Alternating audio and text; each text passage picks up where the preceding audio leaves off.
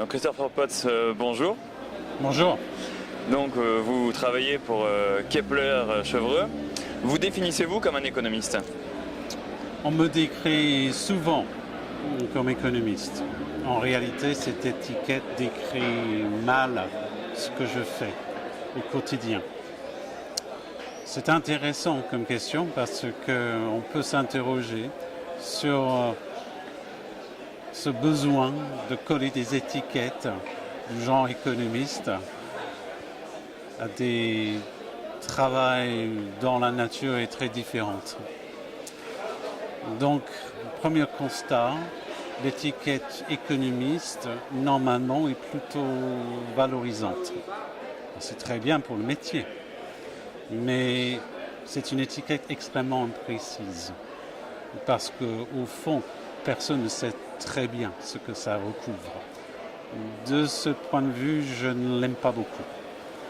Je suis davantage dans mes fonctions conseiller, analyste, chercheur, économiste. Ça ne me satisfait pas trop. Donc, pour vous, l'économie est-elle nécessaire à la formation de tout individu? Je dirais presque, oui. Je pense que la compréhension minimum des phénomènes économiques devrait aujourd'hui faire partie d'une culture de base. De ce fait, je pense qu'à l'école, je ne dis pas à l'école maternelle, mais on doit apprendre les bases économiques de manière à ce qu'on soit à l'aise avec les concepts économiques pour mieux comprendre le fonctionnement de notre société. Oui, la réponse est plutôt positive, oui. Vous venez de participer à un débat dont le sujet était « À quoi sert un économiste ?», où vous avez comparé un économiste à une boîte à outils. Selon vous, manque-t-il des outils dans cette boîte, et si oui, lesquels? Oui, nécessairement, comme toute discipline intellectuelle.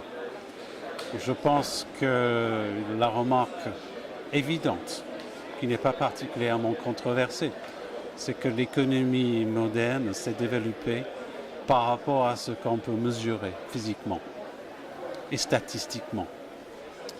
Là où on a des manques, des absences béantes, c'est la pensée économique vis-à-vis l'environnement, vis-à-vis le capital immatériel, vis-à-vis la connaissance humaine, vis-à-vis le capital dans le sens moins quantitatif du terme. Tout ça fait partie du fonctionnement de l'économie moderne. Mais ce n'est pas parce qu'on ne peut pas le mesurer statistiquement que ça n'existe pas. Donc oui, c'est une évidence. Je pense qu'il y a des lacunes gigantesques qu'on va sans doute commencer à combler au cours des années à venir. On en parle d'ailleurs. C'est de notoriété publique que les concepts de base de l'économie sont insuffisants, comme le fameux PIB, etc. Donc oui, il y a beaucoup à faire. Christopher Potts, merci beaucoup. Merci.